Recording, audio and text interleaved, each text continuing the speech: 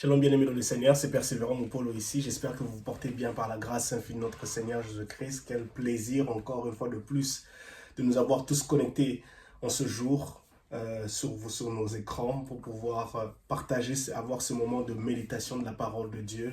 C'est ce moment de partage qui nous permet de s'enrichir, de fructifier notre fort intérieur, de nourrir notre fort intérieur. Nous sommes appelés à nourrir notre vie chrétienne, notre fort intérieur de la parole de Dieu. Jésus-Christ dit dans le livre de Jean chapitre 8, le verset 51, il dit « Ceux qui observeront mes enseignements ne mourront jamais ». Et il ne parle pas d'une mort physique, mais il parle de cette mort intérieure. Parce que la chair, elle est passagère. Mais ce qui est important pour nous, c'est notre foi chrétienne. C'est notre relation avec le Seigneur qui ne se définit pas par rapport à la chair. Cette chair ici qui est faible, cette chair qui a pour but de nous amener à sombrer dans le péché. Mais c'est quelque chose c'est dont Jésus nous parle de cette mort dont nous ne mourrons jamais. C'est par rapport à ce qui est à l'intérieur de nous. Et ce qui est à l'intérieur de nous, c'est tout ce qui s'approche, ce qu'on ne peut pas voir à l'œil nu. Notre foi chrétienne, notre âme, notre esprit, nos cœurs, qui se rapprochent près de Dieu et qui se dédient et qui se consacrent pleinement et totalement à Dieu. En ce jour, j'aimerais que nous allons pouvoir nous lancer dans comme je pourrais dire, une aventure de découverte dans les Saintes Écritures d'un passage dont nous sommes tous familiers. Et souvent, nous l'appliquons dans une certaine période de l'année, ou qui est l'année de célébration, de la naissance de notre Sauveur Jésus-Christ, de sa venue ici sur terre. Mais avant cela, nous allons prier. Tendre Père, nous voulons que tu puisses nous parler, nous voulons que tu puisses nous faire du bien. Purifie nos cœurs, sanctifie nos vies. Seigneur, que nos esprits soient captivés, Seigneur Père éternel Tout-Puissant, à découvrir quelque chose de nouveau, à s'enrichir, Seigneur Père éternel Tout-Puissant, à se nourrir de ta parole dans le nom de Jésus. Amen. Gloire au Seigneur Jésus-Christ, je suis Persévérant Moupolo, je suis le frère Persévérant Moupolo, je suis membre de l'église Ephrata Church Bolton, dirigé par le docteur Hubert Kayonda. Et ça fait plus de 13 ans que je suis à ses pieds et j'ai béni Dieu pour ce parcours. Parce qu'avant d'obtenir la promesse de Dieu, il faut effectuer le parcours. Et le parcours ne cesse de continuer à avancer, à se réaliser. Et nous voyons aussi ces changements, ce progrès dans notre foi chrétienne où nous croissons du jour au lendemain dans la connaissance de la parole de Dieu. Et malheureusement, nous ne pouvons pas garder cela pour nous-mêmes, car nous sommes appelés à être des machines de bénédiction équipées pour bénir les autres personnes, pour équiper les autres, sauver pour sauver les autres. Et ceci est très très important pour nous. Alors sans plus tarder, nous allons nous lancer dans le livre de Matthieu chapitre 1, à partir du verset 18 jusqu'au verset 25. Je lis dans la version Semeur, mais aussi nous allons aussi avoir trait à la version du message qui est en anglais. Je lis ceci dans le nom de Jésus, verset 18. Voici dans quelles circonstances Jésus-Christ vint au monde. Marie, sa mère, était liée par fiançailles à Joseph. Or, elle se trouva enceinte par l'action du Saint-Esprit, avant qu'ils aient vécu ensemble. Verset 19. Désolé. Joseph, son futur mari, était un homme juste. Il ne voulait pas la livrer au déshonneur. C'est pourquoi il se proposa de rompre ses fiançailles sans ébruiter la raison. Verset 20, il réfléchissait à ce projet quand un ange du Seigneur lui apparut en rêve et lui dit, « Joseph, descendant de David, ne crains pas de prendre Marie pour femme, car l'enfant qu'elle porte vient de l'Esprit Saint. » Verset 21, elle donnera naissance à un fils. Tu l'appelleras Jésus. C'est lui, en effet, qui sauvera son peuple de ses péchés. Verset 27. Tout cela arriva pour que s'accomplisse cette parole du Seigneur transmise par le prophète. Voici la jeune fille vierge sera enceinte. Elle enfantera un fils. Et qu'on l'appellera Emmanuel, ce qui veut dire Dieu avec nous. Verset 24. À son réveil, Joseph fit ce que l'ange du Seigneur lui avait commandé. Il prit sa fiancée pour femme. Verset 25, « Mais il n'eut pas de relation conjugale avec elle avant qu'elle ait mis au monde un fils auquel il donna le nom de Jésus-Christ. » Une parole merveilleuse du Seigneur, une parole, ce passage, nous voyons du verset 18 au verset 25, qui regorge certains principes, des merveilleuses choses, des merveilleuses relations qui nous seront bénéfiques en cette année 2025. La première des choses que nous voyons dans ce passage, nous voyons ici dans le livre de verset 18, voici dans quelles circonstances Jésus vint au monde. Donc on nous relate, ici Matthieu est en train de nous relater les circonstances dans lesquelles le Fils de Dieu, le plus grand miracle d'amour, c'est lui qui a réalisé le plus grand miracle d'amour de Dieu auprès des hommes. Les circonstances de sa naissance. On voit deux personnages ici, des personnages clés qui ont joué un rôle dans la naissance du fils de Dieu ici-bas. On voit Marie, sa mère, et Joseph, le fiancé à l'époque qui était le fiancé de Marie. Et la Bible dit clairement, sa mère était liée par fiançailles à Joseph, donc il n'était pas encore marié. Il y avait certains principes traditionnels juifs qui devaient être obéis, qui devaient être faits à la lettre, qui devaient être obéis, voilà, c'est le mot, le terme, lié par fiançailles. Or, elle se trouva enceinte par l'action du Saint-Esprit. Ça, c'est le verset, avant qu'ils aient vécu ensemble. Quelque chose qui vient maintenant détruire, qui vient interrompre un processus qui était en train de se faire de la bonne manière. Donc, Joseph qui était un homme juste, ce que j'aime dans le verset 19, un Joseph, son mari qui était un homme juste, je suppose que c'est quelqu'un qui est en train de suivre aussi les ritualités, les principes traditionnels établis quand il s'agit d'un mariage. Mais j'aime ce que dans la version du message qui est en anglais, on dit bien que non. Joseph découvra qu'elle était enceinte. Il découvra qu'elle était enceinte. Et cette grossesse ne pouvait pas être quelque chose, une bonne nouvelle pour Joseph. Ce n'était pas une bonne nouvelle pour lui. Pour une personne qui voulait suivre les principes, la façon dont la démarche qui est imposée lorsqu'il y a un mariage, ceci n'était pas une bonne nouvelle. Ceci était une interruption. Ceci était comme si une pause. Quelque chose qui devait lui amener à remettre en question cette relation dans laquelle il s'apprêtait à s'engager, dans laquelle il s'apprêtait à se lancer, à devenir mari le mari à Marie. Ce n'est pas une tautologie, Marie à Marie. Et il se trouve là qu'il découvre qu'elle est enceinte. Et la Bible dit, elle se trouva enceinte par l'action du Saint-Esprit. Et si bien aimé dans le Seigneur, nous voyons ici que, verset 19, Joseph fut son futur mari était un homme juste. Il ne voulait pas la livrer au déshonneur. Dans la version du message, il dit que non, il était chagriné par cette nouvelle. Il était chagriné par la façon dont les choses se sont passées. Cette nouvelle, cette situation s'est présentée. Et ce que j'aime dans ce passage du verset 19,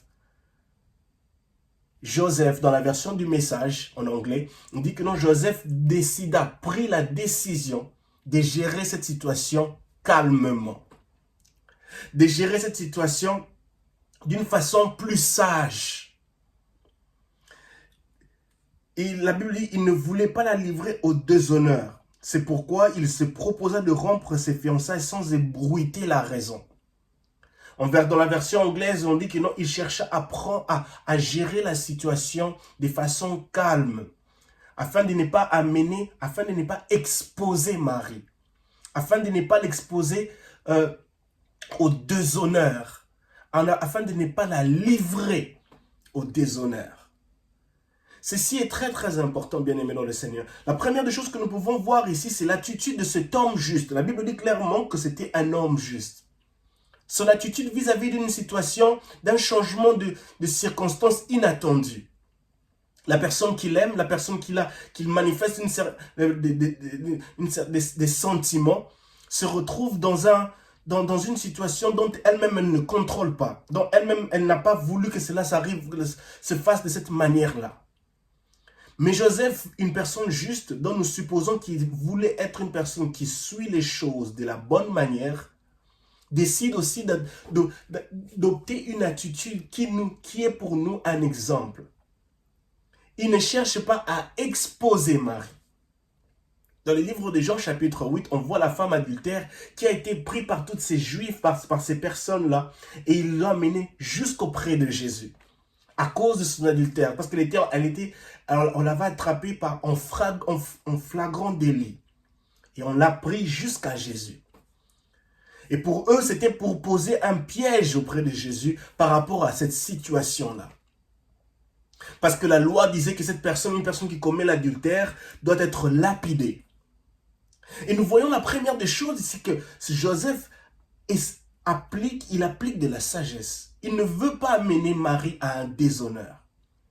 Bien évidemment, dans la loi juive, il y aurait des conséquences que Marie allait subir vis-à-vis de cette grossesse qui n'était pas de Joseph.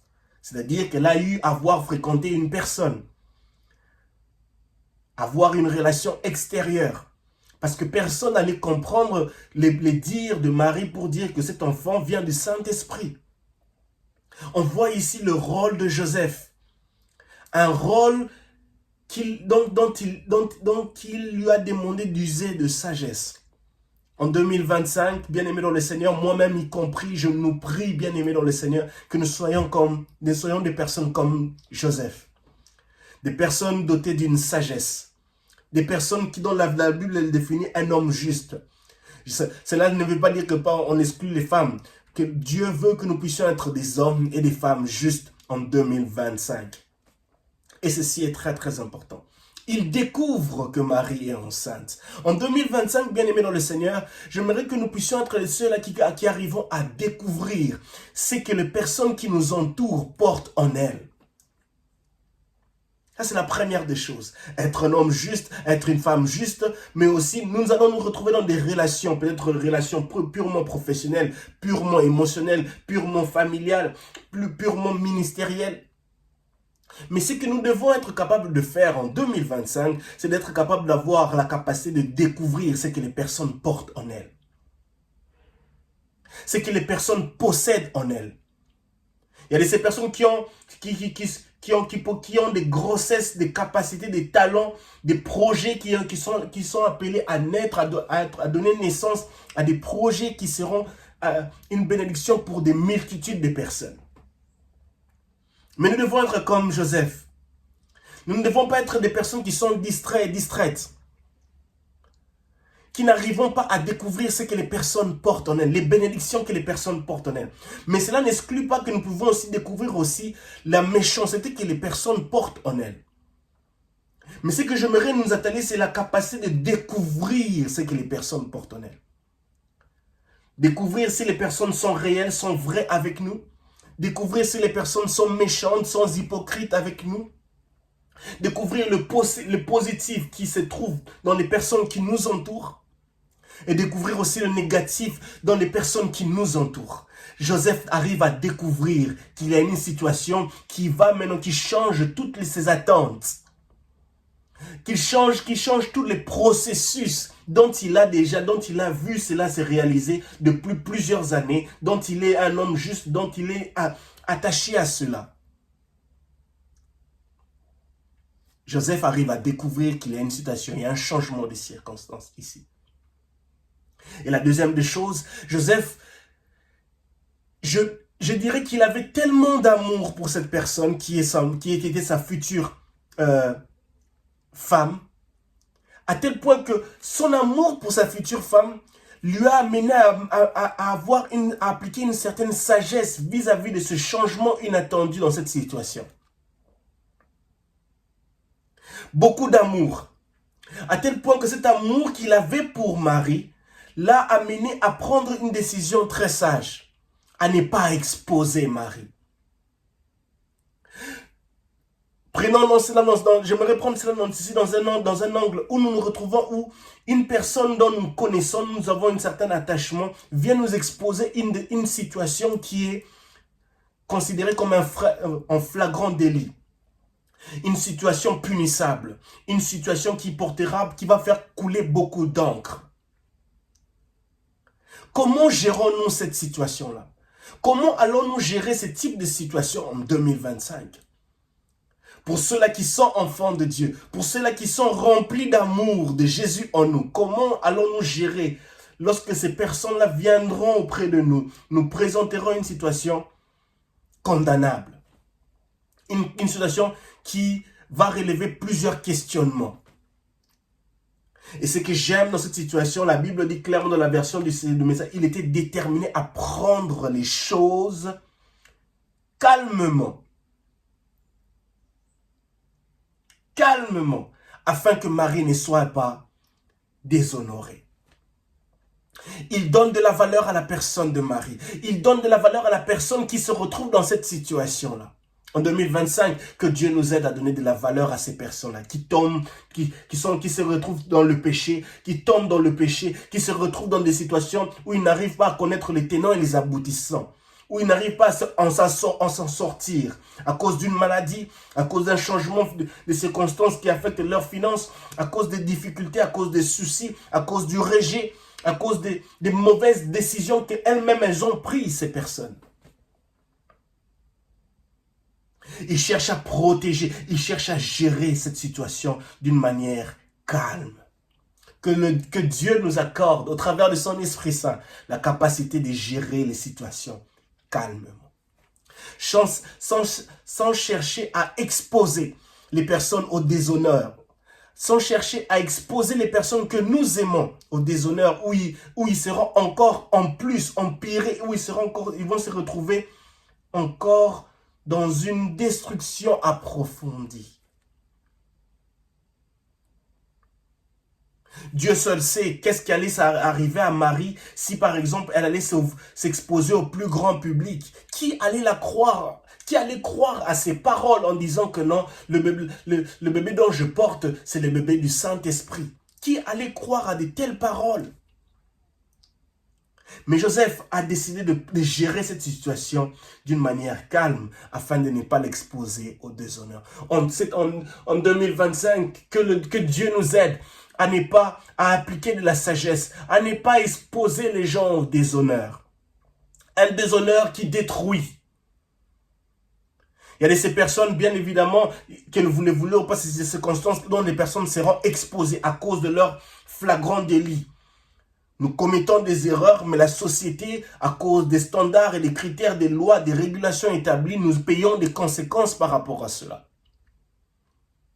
Mais ici, j'aimerais parler un peu plus dans cet aspect où nous donnons une certaine considération par rapport à ces personnes dont nous faisons face, dont nous entretenons une relation. Comment protégeons-nous ces personnes?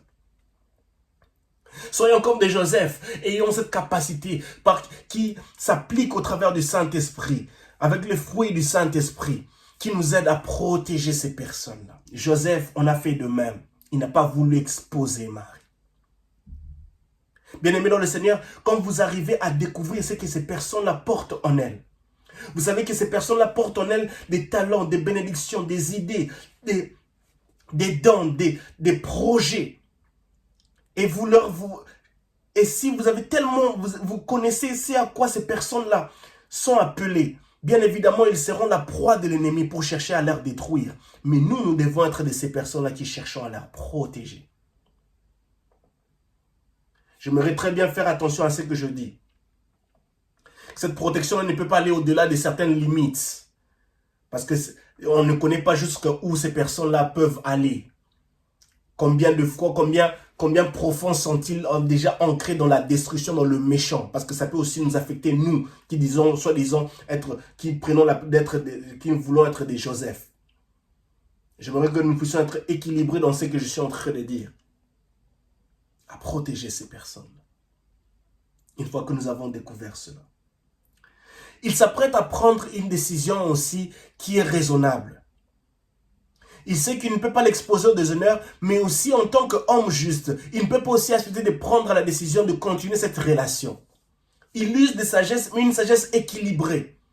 Il ne veut pas l'exposer au déshonneur, mais aussi il ne peut pas aussi chercher à continuer cette relation. Il veut prendre une décision de mettre fin à cela. En 2025, il y a beaucoup de probabilités, il y a plus de probabilités où nous allons nous retrouver face à des situations où nous devrions être des personnes réfléchies et réalistes. Joseph est réfléchi, Joseph est réaliste dans cette situation. Il sait que non, il ne veut pas l'exposer au déshonneur, mais il doit être aussi réaliste et prendre une décision. Et c'est alors qu'on voit à partir du verset 20, il réfléchissait à ce projet. La Bible dit, il réfléchissait à ce projet. En tant qu'enfant de Dieu, nous sommes appelés à être des personnes réfléchies.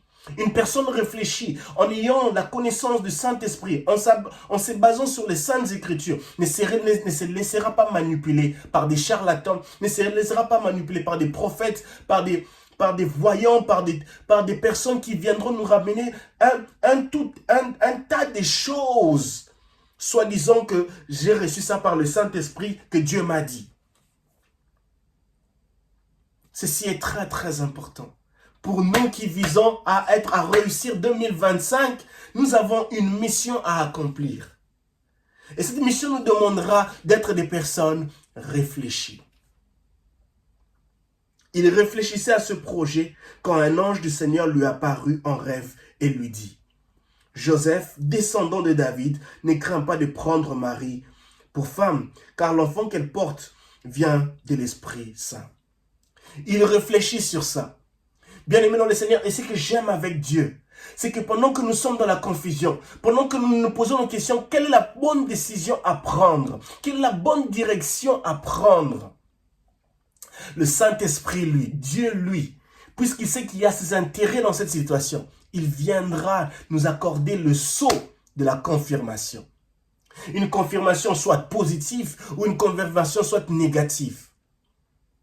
Lorsque nous sommes troublés, Dieu se garantira de venir nous accorder une lumière vis-à-vis de la décision, vis-à-vis de ces réflexions qui ont traversé notre esprit nuit et jour, par rapport à une situation présente, par rapport à une crise, par rapport à un problème dont nous en faisons face.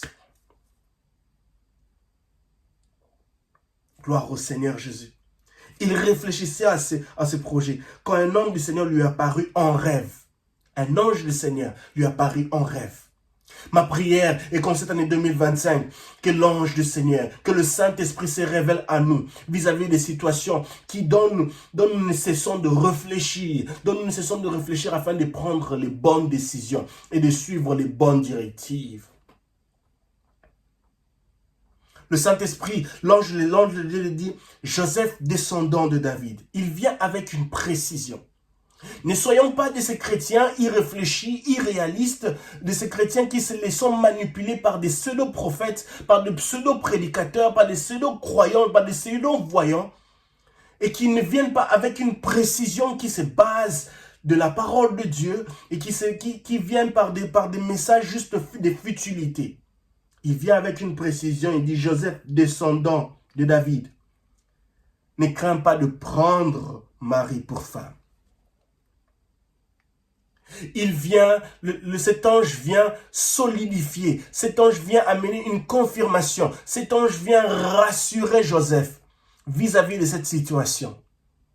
Joseph a raison de réfléchir, il a raison de se poser des questions, il a raison de se retrouver dans une période de turbulence, d'instabilité, de confusion. Mais le Saint-Esprit, l'ange de l'Éternel, Dieu vient le révéler pour l'amener une confirmation, pour le rassurer vis-à-vis de sa décision qu'il doit prendre. D'assumer cela. Il dit, n'ayez pas peur de prendre Marie pour femme. Là où Dieu trouve ses intérêts, il nous rassurera toujours. Il enverra sa parole toujours pour nous rassurer, pour nous confirmer, pour nous encourager. Et car il dit, car l'enfant qu'elle porte vient de l'Esprit Saint. Il vient confirmer. Lorsque nous arrivons à découvrir ce que les personnes portent en elles, Il est temps maintenant pour nous de réfléchir par rapport à cela. Comment nous devons gérer ces choses que nous avons découvertes vis-à-vis des personnes qui nous entourent. Que le Saint-Esprit, que Dieu vienne nous confirmer, que Dieu vienne nous accorder, vienne sceller ce que nous avons, ce qui traverse notre esprit vis-à-vis de nos découvertes. Des découvertes que nous avons faites vis-à-vis des personnes qui nous entourent. Et c'est ma prière en 2025. Que le Saint-Esprit vienne apporter une confirmation, une révélation, pour pouvoir nous aider à continuer à faire ce que nous sommes en train de faire, ou ce que nous apprêtons à décider de faire en 2025.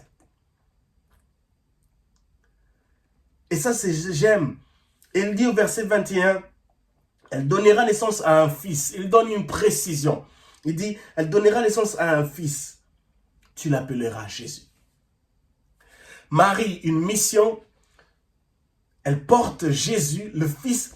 Elle porte le fils du Très-Haut en lui, en elle.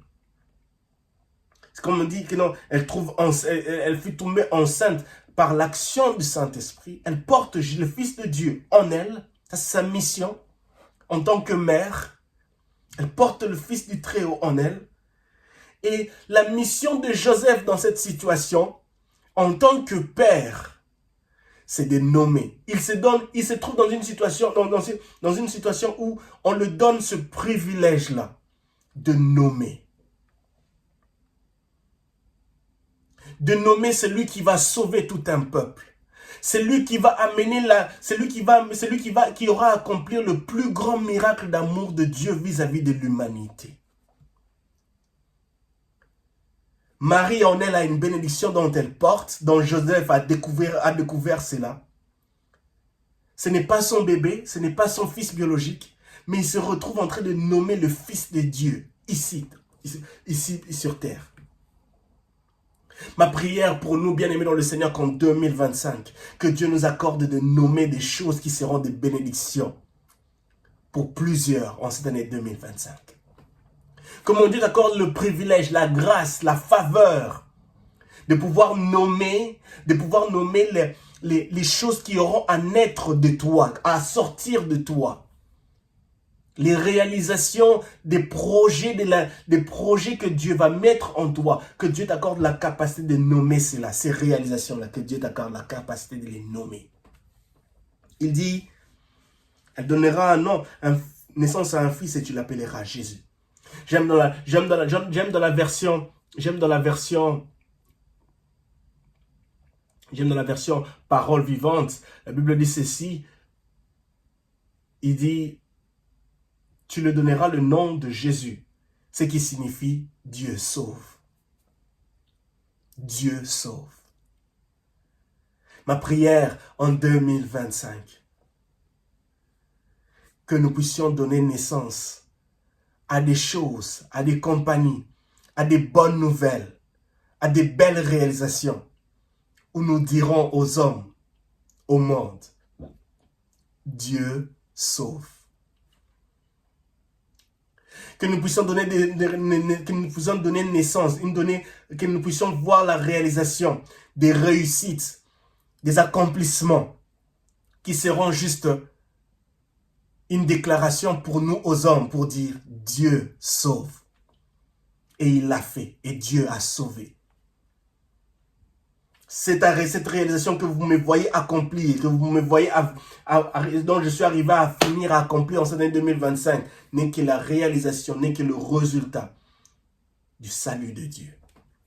Dieu sauve. Et ça, j'aime dans ce passage ici. Et il donne la mission, il dit que non, tu l'appelleras Jésus. C'est lui, en effet, qui sauvera son peuple de ses péchés. Joseph se voit confier une mission dont il ne s'attendait pas venir. Il s'attendait à être juste un père ordinaire. Un père d'un fils, un chef de famille, un chef de foyer, d'un foyer ordinaire, comme tous les autres. Mais voilà, il se retrouve dans une situation inattendue. Ma prière en 2025, que Dieu nous surprenne. Que Dieu nous surprenne en nous incorporant en nous plaçant dans des situations qui nous amèneront à une certaine gloire inattendue, à un certain privilège, à pouvoir obtenir des privilèges, de pouvoir nommer des choses qui seront une bénédiction, quelque chose qui sera une bénédiction pour plusieurs. C'est ma prière pour nous, bien-aimés dans le Seigneur, en cette année 2025. Marie a sa mission, Joseph a aussi sa mission. Il ne peut pas avoir une compétition dans cela. Joseph doit prendre soin de Marie. Il doit prendre soin d'elle comme si c'était son propre enfant. Il a une mission qui lui est donnée. Il doit protéger cela. En tant que père, il doit protéger, il doit prendre, parce que la femme a des exigences lorsqu'elle est enceinte, lorsqu'elle est en famille, il y a des exigences, il y a des choses qu'elle ne pourra pas faire. Et Joseph, en tant que père, il doit le faire, il doit s'assurer que tout va bien avec mon épouse. Une mission. Et comme toute femme, il y a des choses, il y a un acharnement qui vient avec.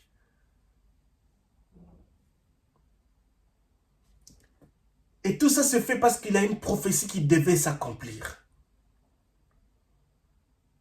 Il y a une prophétie qui devait s'accomplir. La Bible dit clairement, verset 22, tout cela arriva pour que s'accomplisse cette parole du Seigneur, transmise par le prophète. Verset 23, voici la jeune fille vierge sera enceinte, et elle enfantera un fils, que l'on appellera Emmanuel, ce qui veut dire Dieu avec nous. La Bible dit clairement, la prophétie devait s'accomplir. Une jeune fille vierge sera enceinte. Marie était-elle la seule fille vierge de cette époque? Je ne pense pas. Elle a juste trouvé faveur auprès de Dieu. Est-ce que Joseph était conscient de cette prophétie? Je ne pense pas. Pour ma part, il se retrouve là, incorporé dans l'accomplissement d'une promesse qui a été faite il y a des milliers d'années avant. Et c'est ma prière pour nous en cette année 2025. Que d'une manière étonnante, nous nous retrouvons dans le projet de l'accomplissement d'une promesse de Dieu, d'une parole de Dieu qui a été déclarée il y a plusieurs années en arrière. Il se retrouve là, dans l'accomplissement, dans le processus de l'accomplissement d'une promesse, d'une prophétie qui a été faite plusieurs années en arrière. Gloire à Jésus. Il dit, elle sera enceinte. Et on l'appellera on l'appellera Emmanuel, ce qui veut dire Dieu avec nous. En 2025, Dieu sera avec nous. Pour vous qui êtes porteurs et porteuses d'un miracle de Dieu, d'un projet de Dieu, d'un accomplissement de Dieu, Dieu est avec nous. Dieu sera avec vous. Dieu est avec vous. Et ceci est très très important. Je me rends encore par rapport à ce verset 22. Il dit que vraiment tout cela arrive afin que s'accomplisse cette phrase, cette parole du Seigneur transmise par le prophète.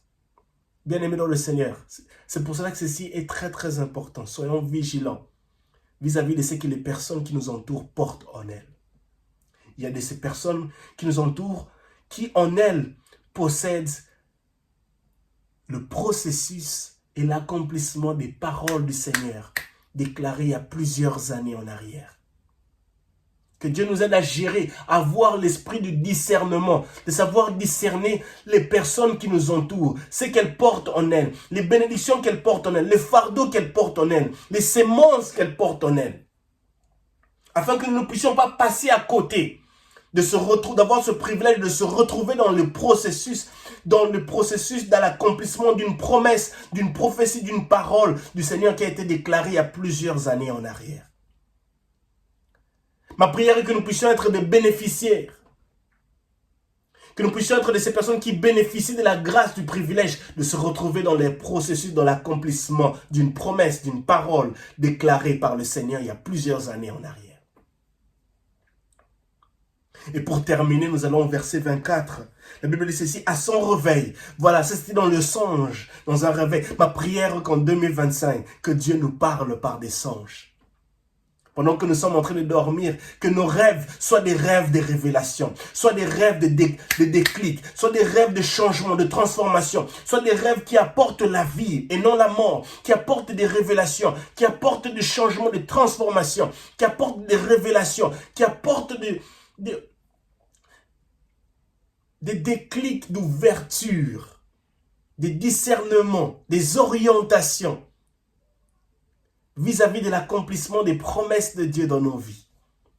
Verset 24 dit ceci, à son réveil, Joseph fit ce que l'ange du Seigneur lui avait commandé. Il passe directement à l'obéissance. Il passe directement à l'obéissance. Il ne cherche pas à observer, à étudier ce songe, à trouver encore un autre discernement de ce songe. Parce que ce rêve était clair et net. Il passe directement à l'obéissance. Ma prière est qu'en cette année 2025, que lorsque Dieu se révélera à nous, lorsque Dieu nous accordera une réponse à nous réfléchir, à nos situations donc qui ne cessent de traverser dans nos têtes, où nous ne cessons de réfléchir à cela. Une fois que nous avons la parole de Dieu, le go de Dieu, le feu vert de Dieu, la confirmation de Dieu, la révélation de Dieu, l'orientation de Dieu, le discernement de Dieu, que nous puissions passer directement à l'obéissance. Le verset 24 dit, il prit sa fiancée pour femme. Il fait ce que l'ange lui a dit. Il prit sa fiancée pour femme. Verset 25, mais il n'eut pas de relation conjugale avec elle avant qu'elle ait mis au monde un fils auquel il donna le nom de Jésus. J'aime bien ce passage, verset 25. Mais il n'eut pas de relation conjugale avec elle avant qu'elle ait mis au monde un fils. Scientifiquement parlant, une femme qui attend famille, une femme qui est grosse, n'est pas exclue des relations sexuelles, des relations conjugales.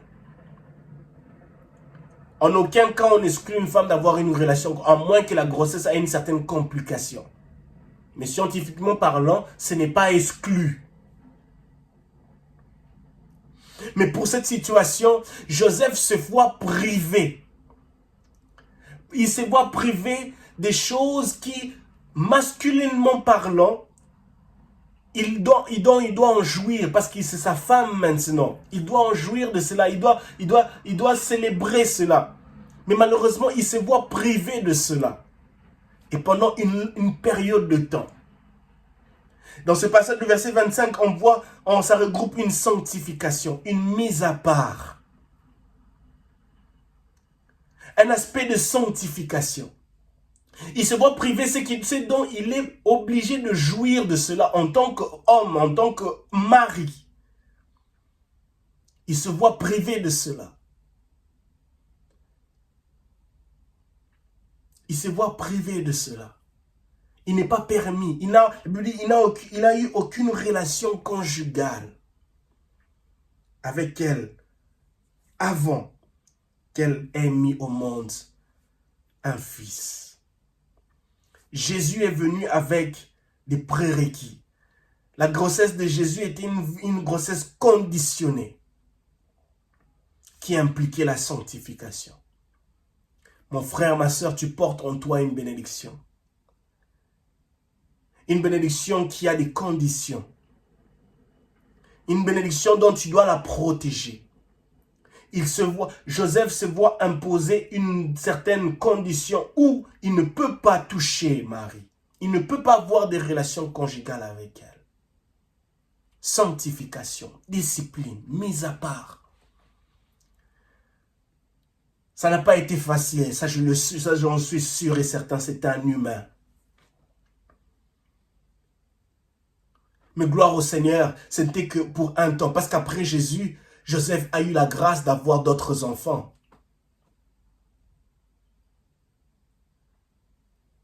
Il a eu la grâce d'avoir d'autres enfants. Mais pour un temps, il devait accepter de ne pas voir, de ne pas jouir de certaines choses. Tu es porteur, porteuse d'une bénédiction. Tu es porteur, porteuse d'une machine de bénédiction, d'une chose, d'une personne, d'un projet qui serait une bénédiction pour plusieurs. Dieu t'appelle à la sanctification. jusqu'au jour où la conception, l'accomplissement de ce que tu portes, de la naissance de ce que tu portes en toi arrivera. Dieu nous appelle à la sanctification. Dieu nous appelle à la discipline. Marie avait sa mission, Joseph aussi en avait sa mission. Il n'y a pas de compétition dans cette mission. Tous deux ont une mission, de se protéger, de se sanctifier. Ils ont une mission, et cette mission est de voir le Fils de Dieu venir au monde. Bien-aimés dans le Seigneur, corps du Christ, nous sommes tous appelés. Nous avons une seule mission, en tant qu'enfants de Dieu. Cette mission, c'est Jésus. De parler au monde de Jésus. D'annoncer la bonne nouvelle du Christ Jésus mort et ressuscité. De gagner des âmes à Christ. Et pour Joseph et Marie, il n'y avait qu'une seule mission. Jésus. Jésus dans notre travail, Jésus dans nos relations, Jésus dans nos familles, Jésus dans nos ministères, Jésus dans nos pensées. Si Jésus est notre mission principale, tout ce que nous aurons à faire à gauche, à droite, comme travail, à la recherche de l'argent, ne va pas chercher à détruire notre fort intérieur parce que Jésus reste le maître, le Seigneur est le maître de tout. Notre mission principale en 2025, c'est Jésus. Que tout ce que nous chercherons à donner naissance en 2025, à accomplir en 2025, glorifie Jésus. Puisse glorifier premièrement Jésus. Que tout cela puisse être capable de glorifier premièrement Jésus. Joseph, sa mission était Jésus. Marie, sa mission était Jésus. À vous qui me suivez, bien-aimés dans le Seigneur, notre mission en 2025, c'est Jésus. Cet homme de Galilée. Que dans tout ce que nous aurons à donner naissance en 2025, que Jésus soit premier. Que Jésus soit la tête de cela. Que Jésus soit la quête de cela. Dans le nom puissant de Jésus. Que Dieu nous aide à vivre dans la sanctification en 2025. À se mettre à part.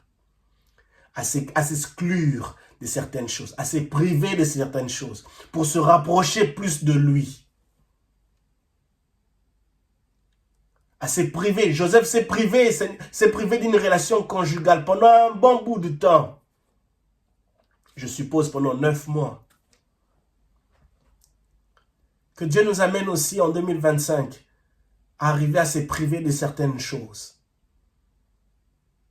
Un enfant, un étudiant qui est en train de s'apprêter à passer un des examens très importants pour son cursus scolaire, son cursus éducationnel, se privera de certaines choses pendant un bon bout de temps, pendant des semaines, afin d'obtenir les résultats qu'il faut pour lui, pour réussir dans la vie, pour être ce qu'il veut devenir dans la vie. Et pour nous, enfants de Dieu, en cette année 2025, y a-t-il des choses dont nous devons nous priver afin de jouir, afin de pouvoir donner naissance à ce que Dieu s'apprête, à ce que Dieu a prévu pour nous, à ce que les paroles de Dieu qui ont été déclarées il y a des années en arrière s'accomplissent dans nos vies? Si cela est le cas, faisons-le. Que Dieu vous bénisse abondamment.